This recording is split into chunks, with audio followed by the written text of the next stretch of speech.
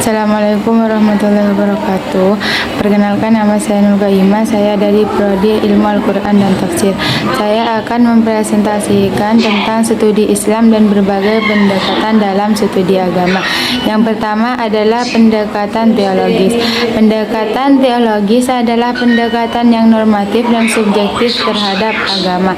Karakteristik pendekatan sosiologis: yang pertama, dilakukan oleh penganut agama tertentu untuk menyelidiki agama lain, dan yang kedua adalah bersifat apologis dan deduktif, dan yang ketiga adalah dipahami dengan kerangka ilmu ketuhanan, dan yang terakhir adalah pendekatan tekstual atau kitabi, dan yang kedua adalah pendekatan antropologis.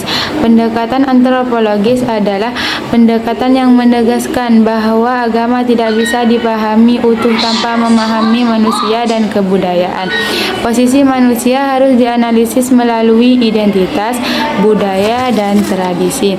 Dimensi kajian pendekatan antropologis diantaranya adalah melalui biologis dan budaya dan tradisi, dan yang terakhir adalah filosofi.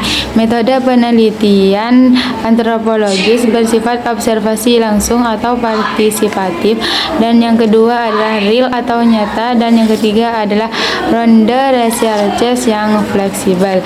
Contoh penerapan pendekatan antropologis yaitu adalah Gezi meneliti agama di Indonesia secara antropologis.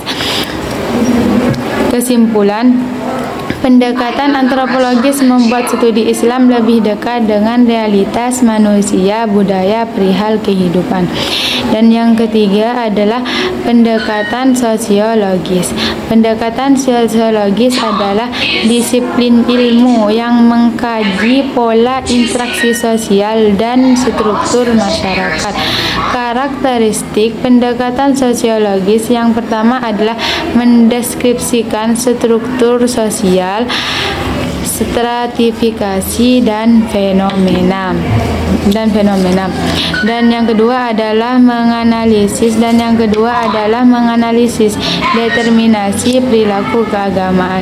Dan yang ketiga adalah mengkaji dinamika mobilitas sosial. Dan yang keempat adalah pendekatan filsafat.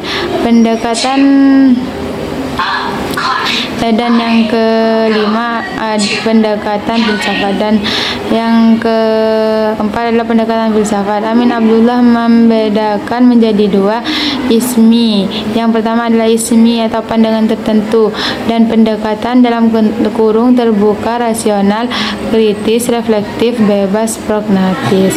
Dan karakteristik